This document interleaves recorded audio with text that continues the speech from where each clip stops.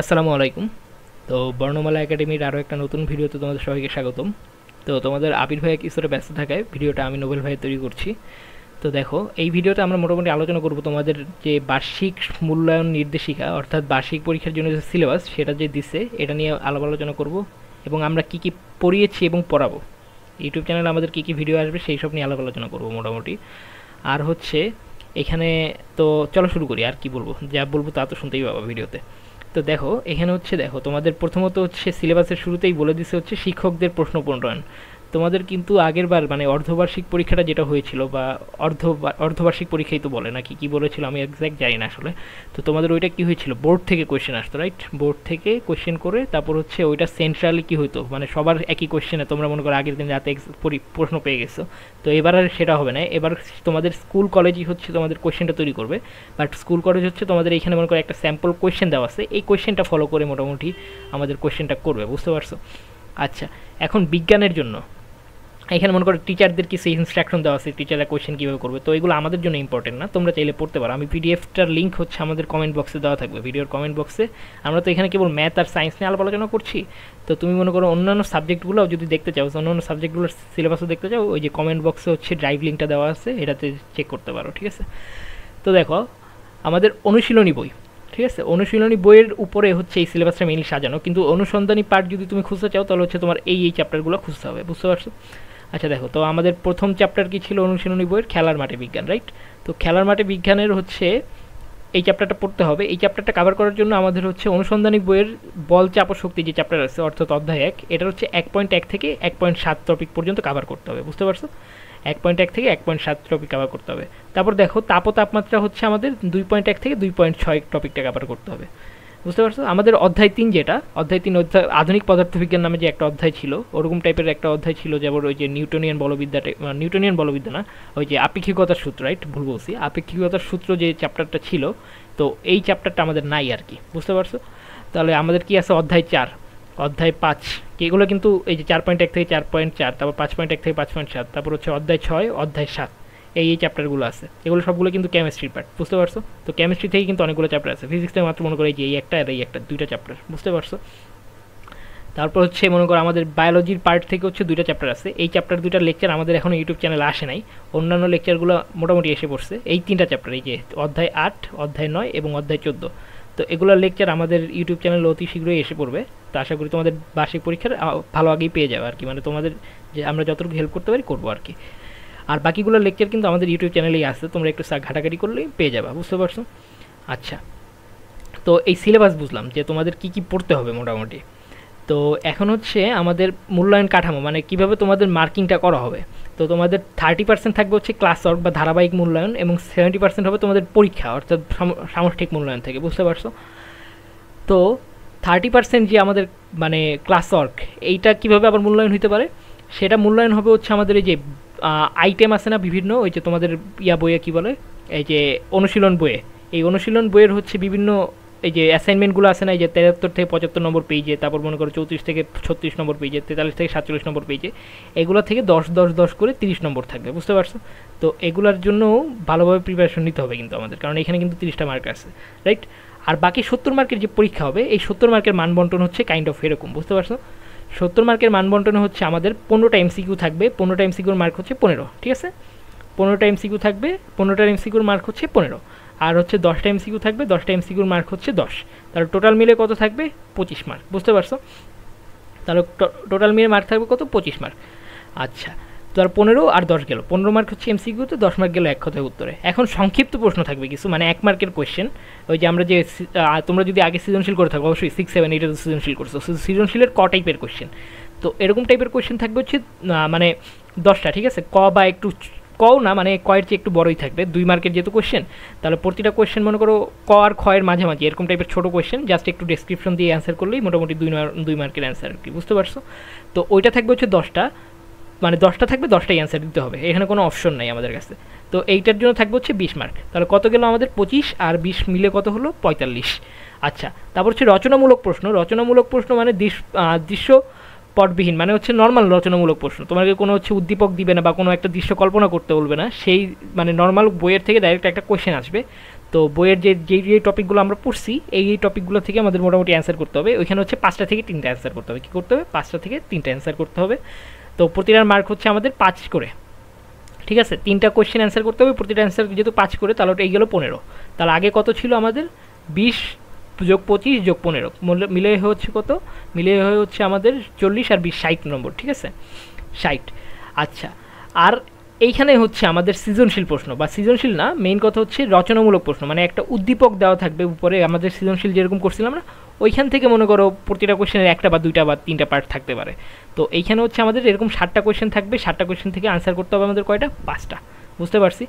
তাহলে হচ্ছে এই কোয়েশ্চেনগুলোর মার্ক হবে হচ্ছে 8 করে এক একটা, মানে প্রতিটা কোয়েশ্চেনে আবার 2টা করে পার্ট হবে। প্রথম পার্টে হয়তো বা 3 নম্বর থাকবে বা 4 নম্বর থাকবে, দ্বিতীয় পার্টে হয়তো বা 4 নম্বর থাকবে বা 5 নম্বর থাকবে। আমরা স্যাম্পল কোয়েশ্চেনটা যে সময় দেখবো ওই সময় বুঝতে পারবো মোটামুটি। তো এইখানে হচ্ছে আমাদের টোটাল কত মার্ক থাকবে? 5 আর 40, মোট মিলে কত মার্ক হলো? 100 মার্কের। কিন্তু এখন তুমি প্রশ্ন করতে পারো, ভাই আপনি তো বললেন 70% নম্বর থাকবে ইয়াতে, কিন্তু এখানে তো দেখতেছি 100 নম্বর। তো এই 100টাকেই হচ্ছে আমাদের 70%-এ কনভার্ট করা হবে, বুঝতে পারছো? এই 100টাকেই দেখো, 100 নম্বরের পরীক্ষাকেই আমাদের 70%-এ রূপান্তর করা হবে, 70 নম্বরে রূপান্তর করা হবে, বুঝতে পারছো? আচ্ছা, তো এই 100%কে 70% রূপান্তর করবো, আর এইখানে 30 নম্বর, মোট মিলে 100% নম্বর পরীক্ষা হবে। এটার উপর তোমার রেজাল্ট হবে, বুঝতে পারছো?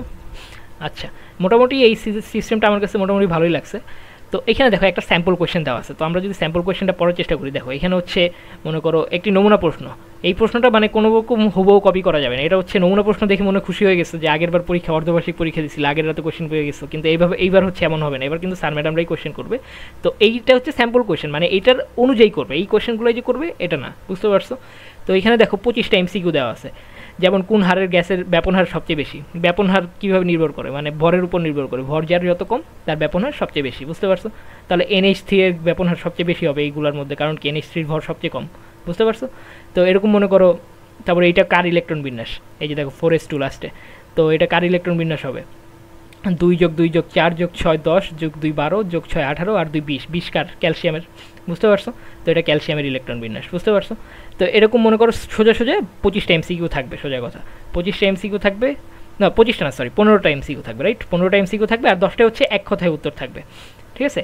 10টা এক কথায় উত্তরে হচ্ছে 1 মার্ক করে, আর 15টা এমসিকিউতে হচ্ছে 15 মার্ক করে। তাহলে টোটাল মিলে আমাদের মানে এই 1 মার্কের কোয়েশ্চেন যেগুলো হচ্ছে 25টা, বুঝতে পারছো?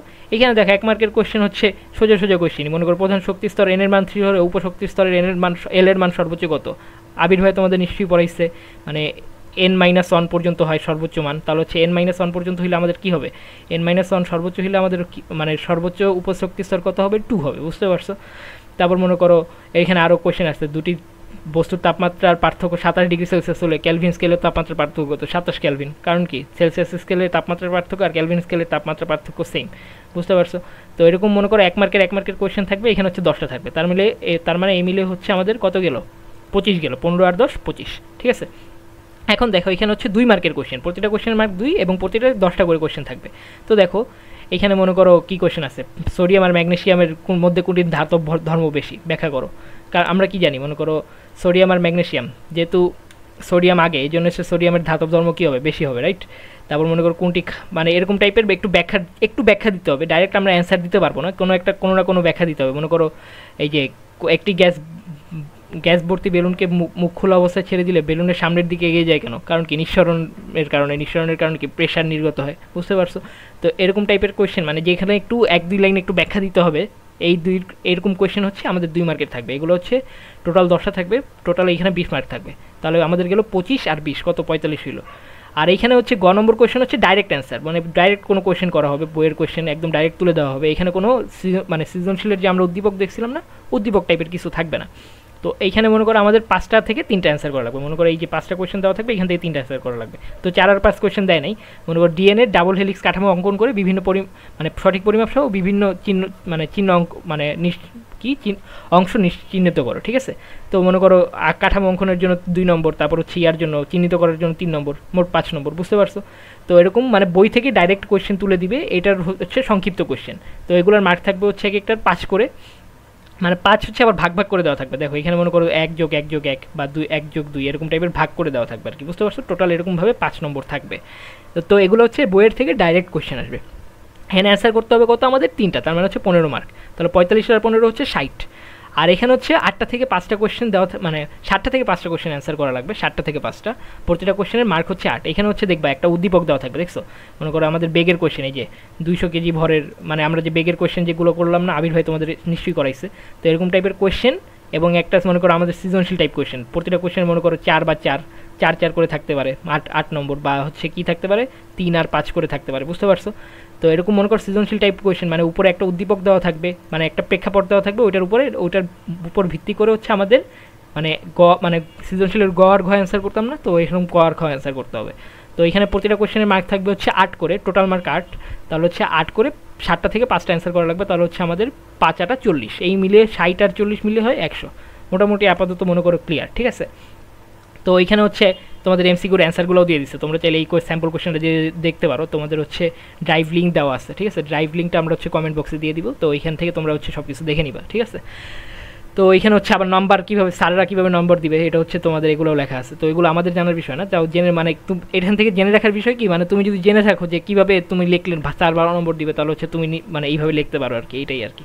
তো এখন দেখো সায়েন্সের সিলেবাস তো বুঝলাম, এখন হচ্ছে ম্যাথ, যেটা মনে করো আমি, তারপর তোমাদের আসিফ ভাইয়া, তারপর হচ্ছে তোমাদের রাজা ভাইয়া যারা পড়াই, তো এই ম্যাথে যে টপিকগুলো আসবে, ঠিক আছে, ম্যাথে আমাদের পড়তে হবে হচ্ছে অধ্যায় 2 অনুক্রম ধারা, ঠিক আছে, যেটা আসিফ ভাইয়া পড়াইছে, তারপর লগারিদম যেটা হচ্ছে তোমাদের রাজা ভাইয়া পড়াইছে, তারপর বাস্তব সমস্যা সমাধান সহগ সমীকরণ, এটা আমরা পড়াই নাই এখনও, এটা পড়াতে হবে, ঠিক আছে। তারপর হচ্ছে পরিমাপের ত্রিকোণমিতি, যেটা আমি পড়াইছি, তারপর কৌণিক দূরত্বে পরিমাপে ত্রিকোণমিতি, এটাও পড়ানো হয়নি, বিস্তার পরিমাপ এটাও পড়ানো হয়নি, এগুলো সবগুলো কিন্তু আমাদের ইউটিউব লেকচারে আসবে আপাতত, ঠিক আছে, সামনে আসবে, তো তোমরা ওগুলো নিয়ে টেনশন করে না, নজর রেখো, ঠিক আছে। আর হচ্ছে আমাদের মনে হয় আমরা হচ্ছে মাঝখানে হচ্ছে এই যে আন্দোলনের সময় হচ্ছে স্লাইড রেডি করে রাখছিলাম, বাট হচ্ছে বহুপদীর ক্লাস রেকর্ড করা হয়নি, এই 2-3 দিন আগে, মনে করো আজকে কয় তারিখ, 11 তারিখ, তো এই 2-3 দিন আগে আমরা হচ্ছে বহুপদীর, আমি বিশেষ করে বহুপদীর ক্লাসটা রেকর্ড করে ফেলছি, তো ওই ক্লাসগুলো আপাতত আপলোড যাবে, বুঝতে পারছো? যদি তোমরা দেখতে চাও দেখো, শিখতে তার সমস্যা নেই, কারণ হচ্ছে ক্লাস 10-এ তোমরা যে সময় হচ্ছে বীজগাণিতিক রাশি পড়বা, ওই বীজগাণিতিক রাশি হচ্ছে পড়তে গেলে তোমাদের এই বহুপদী চ্যাপ্টারটা লাগবে। তাও তো যদি এখন মনে হয় যে না ভাই দেখতে ইচ্ছে করতেছে, সমস্যা নেই, কিন্তু ওই ক্লাসগুলো এখন আপলোড যাবে, মানে 5-6টা ক্লাস মানে আপলোড যাবে, ঠিক আছে। তারপর হচ্ছে আমরা এই যে চ্যাপ্টার 5, চ্যাপ্টার 7, চ্যাপ্টার 9, এই চ্যাপ্টারগুলো যেহেতু আপলোড করা হয় না, এই চ্যাপ্টারগুলো আমরা ধীরে ধীরে আপলোড করে ফেলবো, বুঝতে পারছো? আচ্ছা, এইখানেও সেম 30% হচ্ছে ক্লাসের আর 70% হচ্ছে পরীক্ষার উপর ডিপেন্ড করবে, ঠিক আছে, কিন্তু এইখানের মানবন্ধটা একটু আলাদা। আচ্ছা, ক্লাসে হচ্ছে আমরা যেরকম ওই যে বৃক্ষরোপণ, তারপর ওই যে আমরা যেরকম প্রজেক্ট দেখছি না, এই ক্লাসে মনে করো তোমাদের বইয়ের যে প্রজেক্ট আছে 148 নম্বর পেজের প্রজেক্ট, তারপর এরকম বিভিন্ন প্রজেক্ট দিবে, ওগুলোর জন্য 10 নম্বর 10 নম্বর 10 নম্বর করে মোট 30 নম্বর থাকবে, বুঝতে পারছো? আর আমরা হচ্ছে মেইন জিনিস এখন হচ্ছে আমাদের হচ্ছে 100 মার্কের পরীক্ষা, সেটা কীভাবে থাকবে? 100 মার্কের পরীক্ষায় প্রথম কোয়েশ্চেনটা হচ্ছে সেমই থাকবে, 15 আর 10, মানে 15 নম্বরের কোয়েশ্চেনে থাকবে হচ্ছে এমসিকিউ, 15টা এমসিকিউ, আর 10টা থাকবে হচ্ছে শর্ট কোয়েশ্চেন, কিন্তু সংক্ষিপ্ত প্রশ্ন উত্তর থাকবে হচ্ছে এখানে 13টা, মানে এখানে 2 মার্কের যে কোয়েশ্চেন ছিল ওই যে সায়েন্সে, ওখানে ছিল হচ্ছে কয়টা, 10টা ছিল, আর এখানে থাকবে হচ্ছে 13টা, বুঝতে পারছো? 13টা গুণে 26 নম্বর। আর এখানে রচনামূলক প্রশ্ন, যেটা হচ্ছে দৃশ্যপট নির্ভর, মানে হচ্ছে এখানে হচ্ছে কোনো সংক্ষিপ্ত, মানে ওই যে বর্ণনামূলক প্রশ্ন কিন্তু হচ্ছে উদ্দীপক ছাড়া এরকম টাইপের কোনো কোয়েশ্চেন থাকবে না, এখানে হচ্ছে উদ্দীপক দিয়েই তোমার 10টা থেকে 7টা অ্যান্সার করতে হবে, বুঝতে পারছো? 10টা কোয়েশ্চেন থাকবে, 7টা অ্যান্সার করতে হবে, তো এটা একটু মানে কঠিন হয়ে গেছে, কারণ আমরা সৃজনশীলে যে সময় দেখতাম ওই সময় 11টা থেকে 7টা দিত, এখানে 10টা থেকে 7টা দিচ্ছে, যাই হোক এখানে হচ্ছে 7টা থেকে 5টা দিচ্ছে। আমরা যে সময় হচ্ছে 10-এ হচ্ছে এইচএসসি মানে এসএসসি পরীক্ষা দিতাম, সেই সময় হচ্ছে 8টা থেকে 5টা অ্যান্সার করা লাগতো, ঠিক আছে, যাই হোক একটু কঠিন করছে, বাট মানে এখানে যেহেতু ক খ এর প্যারা নাই, জাস্ট মানে ক খ বলতে আমরা হচ্ছে আগে সৃজনশীলে যে ক খ অ্যান্সার করতাম ওই প্যারাটা নাই, মানে 1 আর 2 নম্বর কোয়েশ্চেনের প্যারা নাই, তো আশা করি সোজা হবে, এত কঠিন হবে না, ঠিক আছে। তো প্রতিটা কোয়েশ্চেনের মার্ক থাকবে হচ্ছে এখানে 7 করে, 7 7 49, বুঝতে পারছো? টোটাল মিলে হয় 100, বুঝতে পারছো? এখন মনে করো এখানে কিছু নমুনা কোয়েশ্চেন দিছে, তো মনে করো 7 11 15, তারপর হচ্ছে এরকম অনুক্রমটি 21তম পদ কত, 21তম পদ কী হবে, এ আর টু দি পাওয়ার, মানে এটা কি সমান্তর ধারা, তাহলে সমান্তর ধারার এনতম পদ কি, a plus n minus 1 into d, ঠিক আছে। তো ওইখান দিয়ে হচ্ছে আমরা 21 ধরে তারপর হচ্ছে পদ বের করবো। তারপর মনে করো ফিবোনাকি সিরিজের ক্রম কোনটা, ফিবোনাকি সিরিজ মানে কি আগের আর পরেরটা যোগ করলে সেম হয়, তাহলে হচ্ছে এটা হবে এই যে 1 যোগ 1 যোগ করলে 2, 2 যোগ 1 যোগ করলে 3, 2 যোগ 3 যোগ করলে 5, এরকম, বুঝতে পারছো?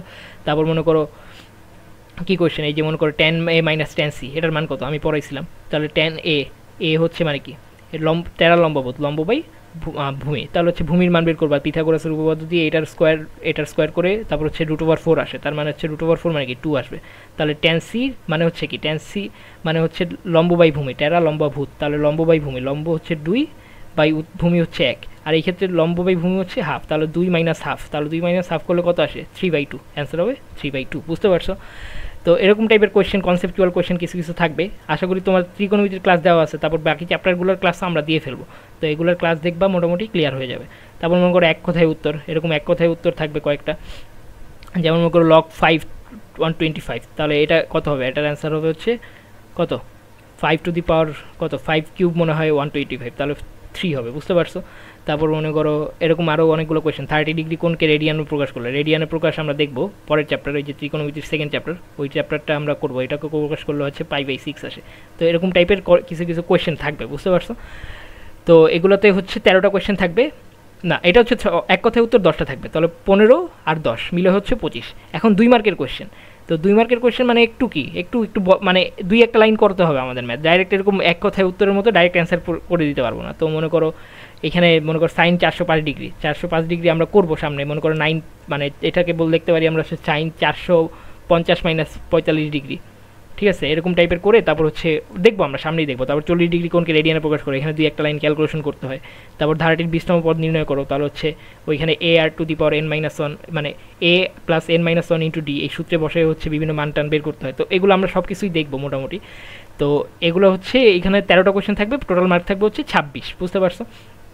আচ্ছা, তার হচ্ছে আমাদের সৃজনশীল কোয়েশ্চেন হচ্ছে 7টা অ্যান্সার করতে হবে 10টা থেকে, এই যে 10টা থেকে 7টা অ্যান্সার করতে হবে, মানে 7×7 = 49 মার্ক। তো এখানে মনে করো কোয়েশ্চেন থাকবে হচ্ছে 10টা, মানে 10টা, তাহলে হচ্ছে 10টা কোয়েশ্চেন থেকে তোমার 7টা অ্যান্সার করতে হবে। যদি এখানে 8টা কোয়েশ্চেন দিচ্ছে, বাকিগুলো হচ্ছে মানে দেয় নাই, কিন্তু থাকবে হচ্ছে 10টা, বুঝতে পারছো? তো এরকম সৃজনশীল টাইপের কোয়েশ্চেন মনে করো ABC 3টা পার্ট থাকতে পারে, 2টা পার্ট থাকতে পারে, মনে করো 3 আর 4 করে মার্ক থাকতে পারে, অথবা 1-3-3 করে থাকতে পারে, বুঝতে পারছো? এটা স্যারদের উপর ডিপেন্ড করবে, বা 2-2-3 করে থাকতে পারে। মানে স্যাররা যেটা ভালো মনে করে, যেই কোয়েশ্চেনের জন্য যেই মার্ক দেওয়া উচিত স্যাররা বলে মনে করে, সেই কোয়েশ্চেনের জন্য সেই কয় মার্ক দিবে, বুঝতে পারছো? এটা কাইন্ড অফ সৃজনশীলের মতোই। তো এরকম কয়টা অ্যান্সার করতে হবে আমাদের? 7টা, 7×7 = 49, তাহলে 49 + 26 + 10 + 15, মোট মিলে 100 মার্ক। তো এই 100 মার্কে আমরা কিসে কনভার্ট করবো? আবার 70-এ কনভার্ট করবো, বুঝতে পারছো? আর ওইখানে 30 মার্কের প্র্যাকটিক্যাল, না প্র্যাকটিক্যাল তো না, মানে তোমাদের ওই যে ক্লাস ওয়ার্ক, বুঝতে পারছো? প্র্যাকটিক্যালও বলতে পারো, যাই হোক। তো মোটামুটি এই তোমাদের ফিজিক্স আর বলতেছি কেন, বিজ্ঞান আর ম্যাথের মানবন্টন, ঠিক আছে? মানবন্টন এবং সিলেবাস। এই যে বাকি ক্লাসগুলো মনে করো, এই যে স্বাস্থ্য সুরক্ষা, তারপর হচ্ছে তোমাদের মনে করো লাইফ অ্যান্ড লিভিংহুড, মানে এটা কি, জীবন ও জীবিকা। তারপর হচ্ছে বাংলা, এই যে বাংলা, ইংলিশ, এই যে ইংলিশের সিলেবাস। তারপর হচ্ছে ডিজিটাল প্রযুক্তির সিলেবাস। আমাদের ডিজিটাল প্রযুক্তিরও ক্লাসগুলো আসবে, ঠিক আছে? ডিজিটাল প্রযুক্তিরও ক্লাসগুলো আমরা নিব, ঠিক আছে? তো ডিজিটাল প্রযুক্তিতে আমি একটু যদি দেখাই দিই, ডিজিটাল প্রযুক্তিতে হচ্ছে আমাদের সমস্যা সমাধানের প্রোগ্রামিং, এইটার ক্লাস যাবে। তারপর হচ্ছে চলো নেটওয়ার্ক বানাই, এটার ক্লাস যাবে, ঠিক আছে? তো বাকিগুলোর ক্লাস কিন্তু আমাদের আবির ভাই নিয়ে ফেলছে, ঠিক আছে? তো এই চ্যাপ্টারটার ক্লাস মোস্ট প্রবাবলি আমি নিব, সমস্যা সমাধানের প্রোগ্রামিং। তো বাকিগুলো হচ্ছে আমরা দেখবো, ঠিক আছে? আর এখানে মনে করো কীরকম কোয়েশ্চেন হবে, এটার মানদণ্ডটা একটু দেখাই দিই। আইসিটির মানদণ্ডটা, আইসিটিতে হচ্ছে ওই যে 30 নম্বর আর 70 নম্বর। তো আইসিটির মানবন্টন পুরো হচ্ছে বিজ্ঞানের মতো, মানে বিজ্ঞানে যেরকম ছিল হুবহু সেম থাকবে, বুঝতে পারছো? তো এটা আশা করি আর ব্যাখ্যা করা লাগবে না। আর হচ্ছে এরকম মনে করো বাকি সবগুলোর সিলেবাস দেওয়া আছে। তো এই লিঙ্কটা হচ্ছে আমরা ইউটিউব ভিডিওর কমেন্ট বক্সে দিয়ে দেবো, ঠিক আছে?